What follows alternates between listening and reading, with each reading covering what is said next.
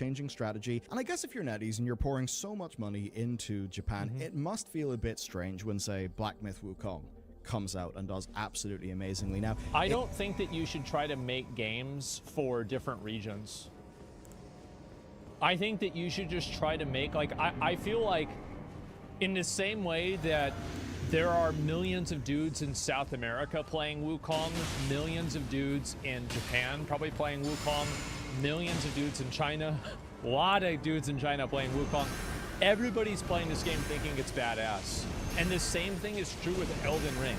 I guarantee you, you go down to Brazil, tons of fans of Elden Ring. Go to Japan, tons of Elden Ring fans. China, people love Elden Ring. Absolutely. Just make a good game. Like, if you try to make games for certain regions, I think that that's just silly. Like, I actually don't think that gaming is as regional. Like, so there are regional elements of gaming. Like, for example, monetization and platform are regional. So, for example, in South America and in China, mobile gaming is really popular for a number of different reasons. Some of them are social, some are economic, doesn't really matter. But there are some reasons why that is. But in terms of game quality itself, you're going to have games that are going to pop off no matter what. Like, if it's a really good game, people are going to play it no matter where. I think that's true for very popular games. So more niche games can be more regional. Yeah, I think so. But I also think that niche games can sometimes... I feel like the best example of this is Baldur's Gate 3. Is that Baldur's Gate 3 was a very niche game. For what it is, a CRPG, what the fuck?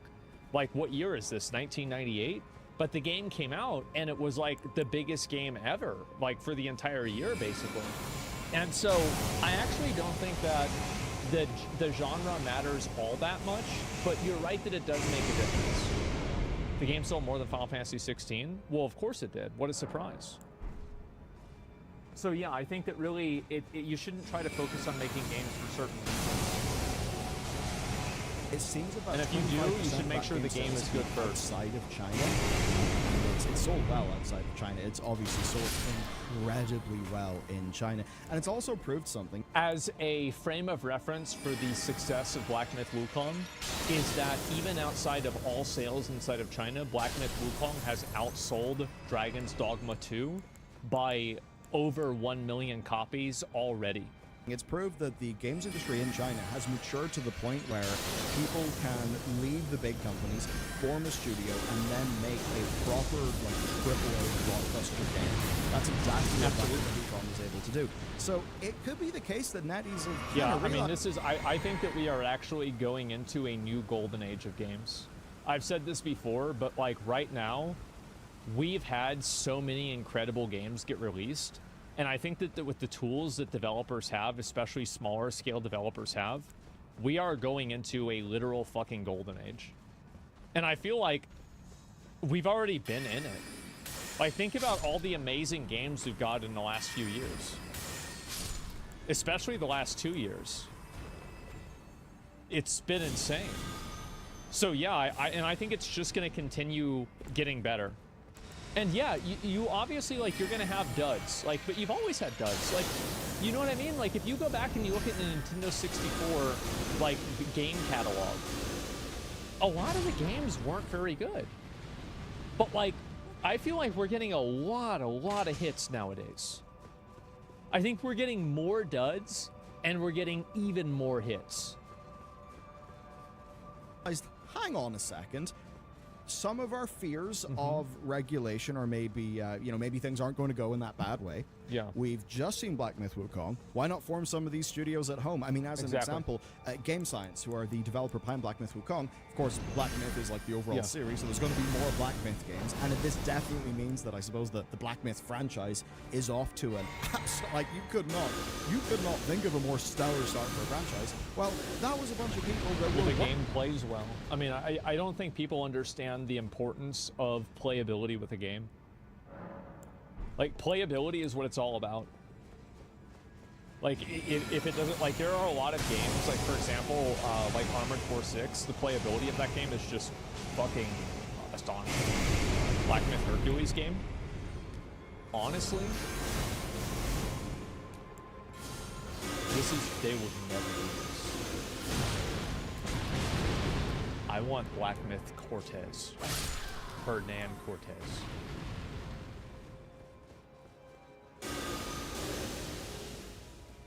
I do. That would go so fucking hard. Oh my god. As a Spaniard myself, I approve. Yeah. Bro, imagine that shit. Oh my god. Yeah. So Hernan Cortez was a conquistador. He came over with the Spanish, and was it the Mayans or Incas or Aztec? I forgot which one. This dude like burned his ships so the people couldn't leave. He was sailing back to Spain with his wife and his mistress on the same boat. Like, he kidnapped, I think, the daughter of one of the kings. Like, this dude was basically, yeah, Arthas, but in real life. And the thing is that, and here's the word, there were mutineers against him. This dude had, like, literal fucking plot on. They were having a mutiny against him, and when he came back from, you know, I guess Spain, I don't remember exactly, like, what the details were, but when he came back from wherever he was at, I think it was Spain, all the mutineers just died from disease.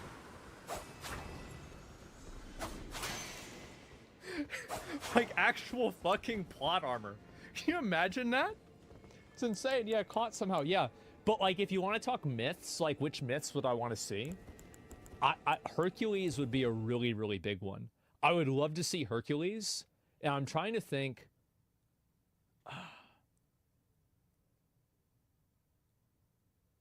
I don't know enough about this, but I know enough to be intrigued by it. I think Idra or Indra from, like, Hindu mythology would be a really interesting character, too. King Arthur? And, no. I actually think an Odyssey movie.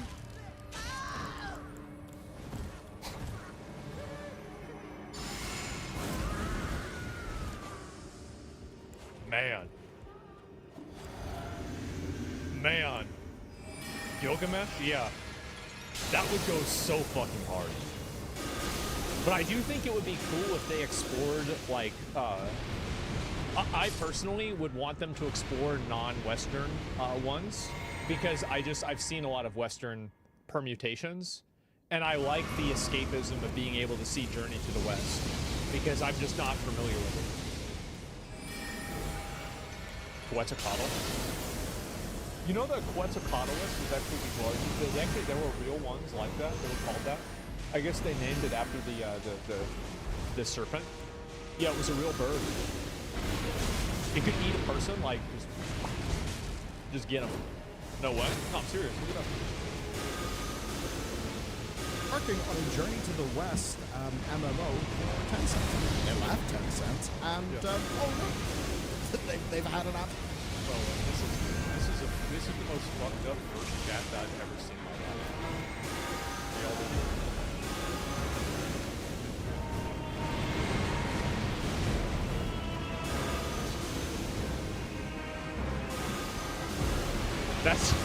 That's some fucked up shit, man. Whoa. Success. And funnily enough, the success that Tencent themselves then decided to invest in. So I guess seeing that, companies are probably thinking, hang on a second, we should do some of that. We've actually paid for and cultivated loads of talent at home. Maybe they've realized that they just don't have to be making the sorts of games that they were making. So that might explain the strategy. Yeah, 100%. I think that, like I can't speak for anybody else, but, like, for me as a Western gamer, I see no difference in consuming content from a Chinese studio than an American studio. Like, if a Chinese studio makes a really good game, I'm gonna play the game. I don't care. It's like if it comes from Berlin, you know, Korea, China, Brazil, you know, I don't know, like fucking California, I don't care. I just want to play a game. So I just want to play a good game. That's it. But obviously, if you were on the Visions of Mana development team, Black Myth Jesus, yeah, that's not really going to be any form of, thing to make you feel good about what happened. The next and final story for today's video, then, is Activision, Microsoft, and Raven Software. Basically, the staff at the Raven Software QA union are saying that Activision and Microsoft just are not taking them seriously. Now, to get you up to speed in the story, basically, Raven QA voted to unionize in May of 2022. This was the first but smallest of the Activision unions, and of course, that then, I think that the unions are too slow. I do. I think that the unions haven't been proactive enough in protecting themselves against AI. And I think that the leadership of the company is going to be able to take advantage of that. And it's actually probably a bad time to be in the game development industry because of that. I think that they ceded too much ground based off of the resolutions that I read. And I don't think that you're going to see a lot of people that are, but I would say like in 10 or 15 years, you're going to see a reduction of probably 50% of certain roles inside of game development studios because of how much better AI is going to be. And honestly, I feel like 10 or 15 years is probably a massive overstatement.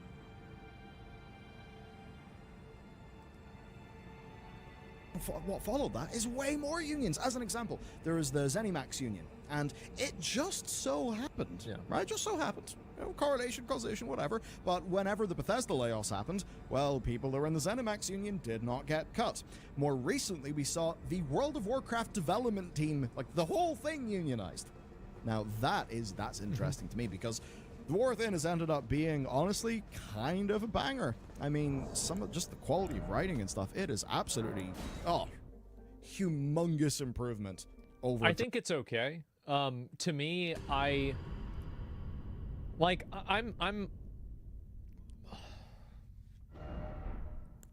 I don't know, like, I feel like it's more the same. You know, like, I feel like it's just more the same to me. And the story doesn't feel like, it's so crazy because like we've been playing Space Marine and it's felt so good. And it's like, I remember back when that was the norm. That's the way all games were like. And it's like, this is like the StarCraft 2 cinematic. It was fucking badass. With what's the guy's name? The Fire Bat. I can't, not Raynor, but the other one. Like, bro, that guy was just as badass as Titus. Absolutely. Tychus, yeah. Well, there you go, right? Yeah, Tychus. That's why, yeah, I couldn't think of the name. Yeah, he was so cool. Dragonflight, and the game is basically unrecognizable as compared to Shadowlands. And I guess that means that is a union that, like, it's a full... It's about the same. Like, I'm going to be honest. I feel like we've been playing the same game since Legion. Team union. They are in a bloody strong position because they're saying, hey, we're kind of doing one of your biggest games, one of the biggest games. You better treat us right, because guess what? We have your bottom line by the balls. And that's where it would have been great if I could have said Bobby. But of course, Bobby's gone. Anyway, in this case, with this union, basically, they're still trying to get things going. And they're basically alleging that Microsoft and Activision have engaged in bad faith bargaining and concerted activities, the latter of which, those concerted activities, are including, they say, retaliation, discharge, and discipline. Now, the details of those have not really been revealed, but staff in the collective bargaining group basically feel they've been treated unfairly because of their membership in that group. Now, they will. And if the company can, you have to understand that, like, companies don't like unions. So if a company can figure out a way to break a union and break those people up, they'll do it. Say I do not have an in-depth understanding of employment law in that jurisdiction. As an example, like, you know, over here, like Northern Ireland, UK, union organization is a protected That's why there's laws against it. I'm pretty sure it is in parts of America or certain states, but again, that's that's not really my speciality. Now, the thing that may seem odd to you here is you may remember the story that Microsoft voluntarily, publicly agreed with the Communication Workers of America union that they would be neutral to unionization efforts. But in reality, that mostly applies to letting staff join a union in the first place. It does not mean that Microsoft and their subsidiaries have got to actually give staff the terms that the staff would expect. But what it does mean, I think that's probably a good idea for them, because like if they play ball with them, but then they decide the rules for what, you know, how the game of ball is played, you know, it like kind of gives them first mover advantage with that, I guess, to an extent, or at least it allows them to like create the narrative. That they do have to play fair in the negotiations. Those negotiations don't seem to be going anywhere fast. That being said, take a look at the World of Warcraft development team. I've got to wonder, you know, the WoW dev team has, I mean, as I said, it's got them by the balls. That's the whole dev team. Billions of dollars. If you are a small QA union, I think it's going to be harder because you don't have as strong of a position to argue from. So we'll have to see. Yeah, I mean, it's definitely impressive that the WoW team was able to do that. And I'm not really like, I know that there's a lot of people that are like very pro or anti-union. Like my actual viewpoint on it is that I think unions right now do more good than bad. But I do think that there's a world where unions can do more bad than good. It's just that right now, it's like if you look at power as like a pendulum, I think that there's too much power on the side of the like executive leadership and management, and the people that work at the companies don't have enough collective bargaining power. And I think that's bad for everybody. I suppose it's not like people in the Raven Software union are not used to waiting already, because they have been waiting since May of 2022. So yeah. Let me know, what are your perspectives on these stories? Check out yesterday's video, and of course, to get way more content and support the team behind these videos, check out Valular.games. Have a great day. I'll see you over there. Yeah, I think this is going to be more and more common, right? Is like you're going to see publishers and people trying to unionize now, because anybody, like, it's not like the people that work in these companies are stupid, right? They can see where the wind is blowing. And they're probably going to have to start using and doing, what do you call it? Doing and using AI and stuff like that inside of their jobs now. I've even heard of people complaining about it. Valuar's good. Yeah, this is a really good video, guys. Make sure to give it a like. This was great. And so I'm hoping, this is what I hope is going to happen. I hope that over time we will see more of these studios actually get better, I think that AI will absolutely be the future, but I don't think that AI can replace people at like a 1-to-1 ratio. Like AI can make mundane work easier, but it can't make hard decisions easier, if that makes sense. Like you can't just put an AI prompt in and have it generate an entire video game like Elden Ring. And I don't think that's really what's going to happen until, like, you know, maybe some really far off point in the future. I don't think that's going to happen. But what I do think is going to happen is that generative AI will be used to kind of create a foundation in which a person adds personal touches to that makes that foundation more appealing to an average person. Like 5 years? I really can't say. I mean, nowadays with technology, it's impossible to have any idea. How long before you get an AI to do your job? Well, I mean, there's some streamers that have already used AI, right? I mean, I know Athene memes around with it, but you have like Neurosama that's AI. And I think that, again, like that kind of content, a lot of people are saying they're not going to get a personal connection from an AI the same way that they will from a real person. I actually don't think that's true.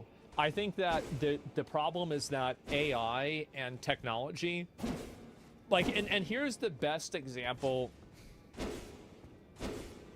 Oh, God, this is going to sound stupid, but so I feel like this is a really good point to see whether somebody, yeah, Wilson, right, exactly. This is the best example that I can give of people that would develop an emotional attachment. I understand it's a movie, right? But people do this stuff in real life too. It is not impossible for people to develop a real life attachment to something that's inanimate or non-human. And I think that the reason for why it works or doesn't work is either a lack of or an abundance of a stimuli, right? So like if you don't have any other friends, it's easier for you to have an anime wife. And if you have a really good anime wife, then it's easy to choose her over a real girl. You see what I'm saying? Yeah, Her is a good example. Yeah, it's another movie, right? But like what I'm saying is like look down, it's a fucking volleyball. And I feel like this is still, you know, still true.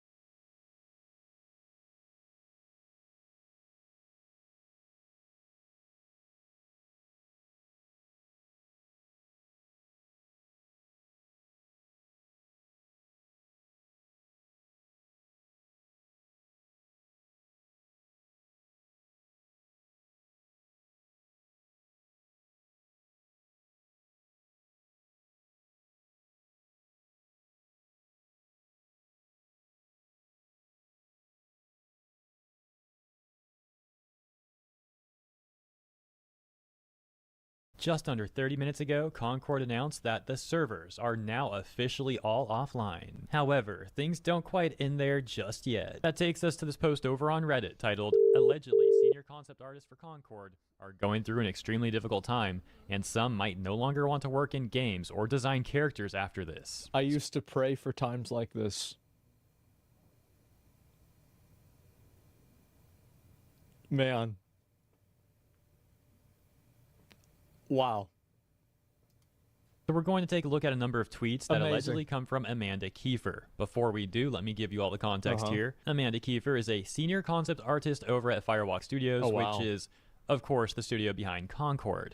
Now, it looks like she's in protected mode. However, it seems like one of her confirmed followers actually leaked the messages and posted them over on Reset Era. No AI, no NFTs. Uh-oh. And she was seemingly responding to this person who said, "Kinda want to try to redesign one of the Concord characters. Not to fix art or any pretentious BS. Just as an Oh, you know, bro, this is gonna make her so mad. Oh, yeah. experience to see if I can find where it went wrong in the designs. Also, it sounds like a fun thing to draw. I love GOTG looking stuff. I'm just assuming that stands for Guardians of the Galaxy, but correct me if I'm wrong. Yeah, I think they look great as background characters in the movie or something. They're just missing the hero part. Yeah, you know, the part that's pretty important for a hero shooter. Yeah, imagine like background characters. It's pretty funny. All right, with that context, let's take a look at this set of messages allegedly from Amanda Kiefer responding to that artist whose tweet we just read. "I was going to DM you after seeing this, but this site makes me pay to do that. So at the risk of getting dogpiled, I'm just going to..." Wait, you can't send DMs on Twitter unless you have Twitter Blue? Is that true? Yeah, I only if he activates it? I didn't even know that.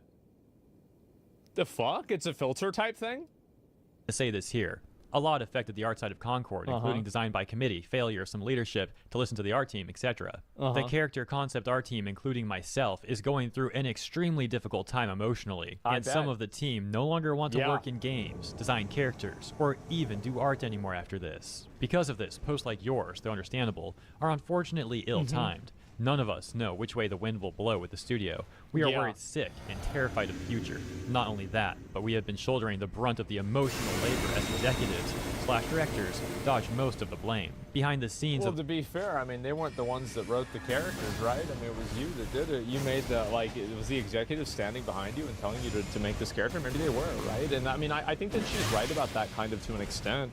But, like, I don't like this narrative that the only people who are at fault are, like, the executives, because I think that fault probably goes all the way down the line. I bet there's people that are actual artists that are incompetent and bad at their job. I think there's executives that are bad and incompetent at their job. And I dislike this otherization of executive leadership, because it's like, you always are like, oh, well, it's the people that are in charge who are at fault. Well, it's their responsibility, you're right, but it might not necessarily be their fault. Can't really guess, to be honest. Well, I mean, in any situation that you've ever been in, like, you know that if you have a problem somewhere, the problem is usually a systematic problem. It's not like there's one person.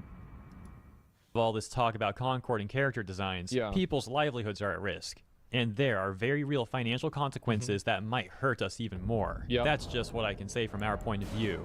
I'm not saying change course or anything. Us artists like being able to use social media to promote our work and get more jobs, but I'm saying we see that. That's something that I would do the opposite of with Concord. Like, if I worked on Concord, and I would be like, well, what did you do between those 8 years? Nothing. Nothing. I didn't do anything. Yeah, I was in jail.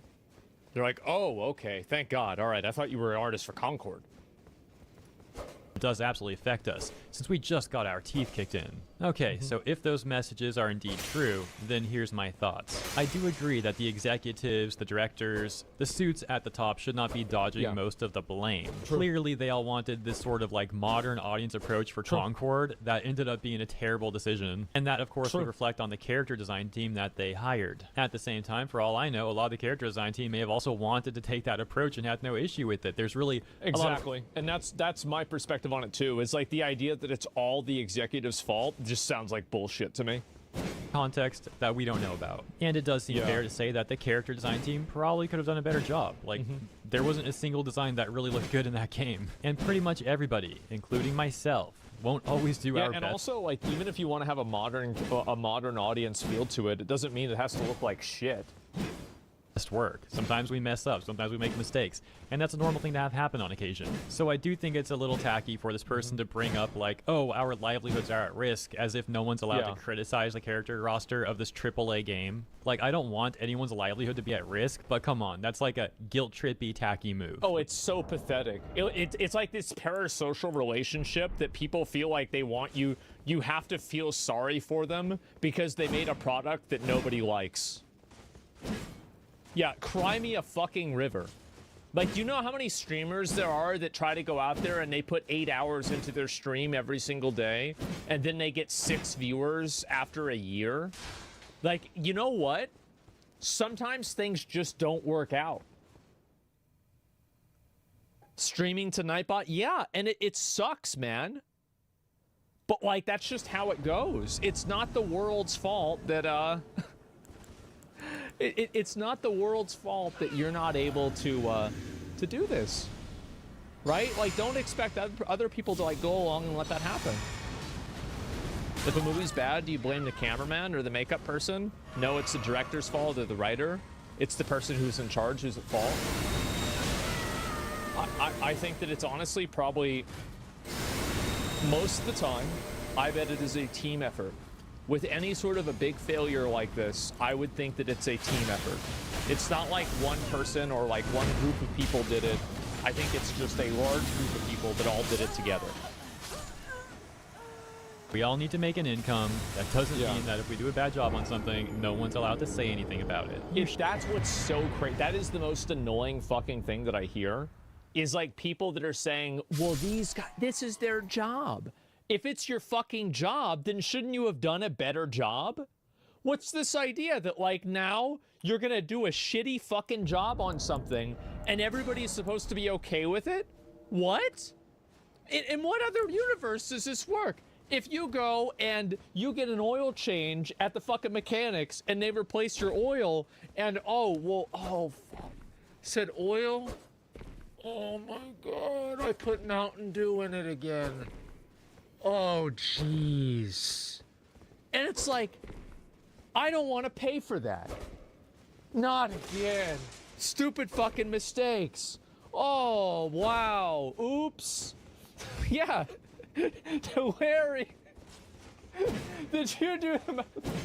You at least gave him code red, right?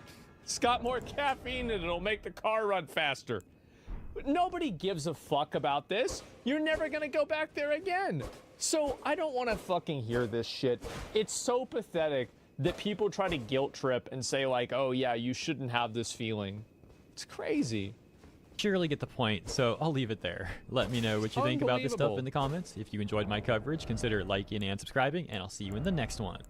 I think that it's so just fucking funny for me to see this. And also, like, I do feel bad for a lot of the artists, but how is it that there are a lot of other games that have modern audience styled characters that don't look like garbage? I refuse to believe that the CEO or the game director was standing behind you and made you make that robot look as stupid as it did. No, I don't believe that.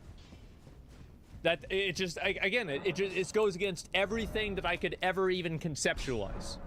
They weren't sitting behind you and being like, oh, well, make this one dumber, make her fatter, make her arms bigger. Yeah, like they surely didn't care though. Yeah, they did a bad job. You did a bad job. Like I feel like, yeah, so what were you doing for those 8 years? I committed a felony assault and I had to spend 8 years in prison. The interviews are like, oh, thank God. Wow. I thought you were an artist for Concord. You know? If I knew somebody worked on this game, I would probably never want to hire them for anything ever again. I do.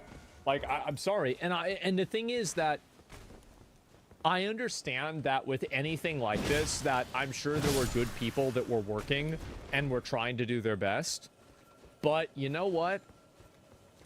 If you're running a company, would you want to take that risk? Would you want to take that chance bringing in somebody who might not necessarily know that? Would you want to risk that? I wouldn't. And like, again, yeah, you're being unreasonable. Let me read this to see. I'm being unreasonable. Okay. Lovely. Why is that? Can we add that's a great question. Somebody asked, can we add Concord to the criminal record? I think that probably, like, we do need a new law for that. You know, if you work on one of these really bad video games, you should just go to fucking jail. Okay, what is this here? The art's not that bad. Oh, it's not that bad. It's not good enough. It's not that bad. That means it's bad. Not that bad. Okay, so you have. All right. Okay. Okay, you want to do this? Let's do it. All right. Okay. We're gonna have right here. This is.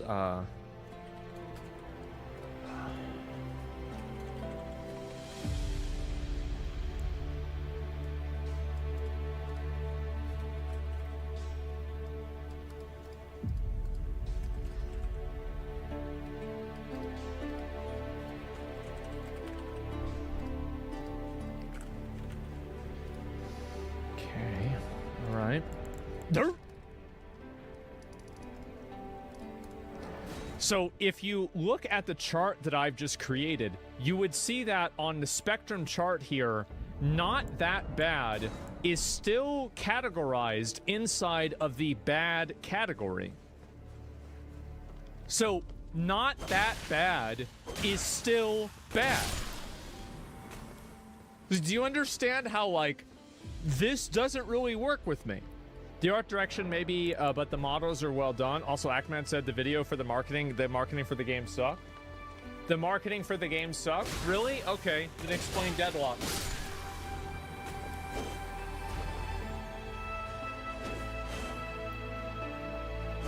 It's just, again, like, no.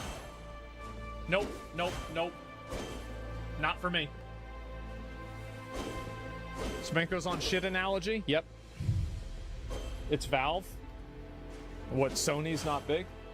People don't take Sony seriously? People only take Valve seriously? Come on. What are we talking about? Or it's not that bad? Yes.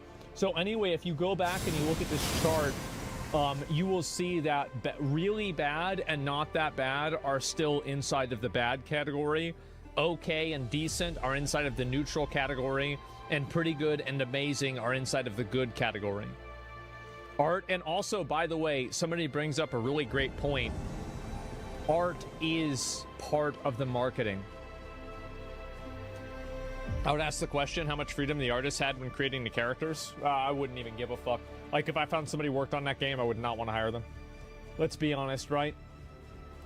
Make attractive characters in Western video games normal again? Yeah, that'll happen. I guarantee you there's a lot of studios that are seeing what's happened with things like Concord, and they're totally changing up their outlooks based off of it. I think that's absolutely what's going to happen.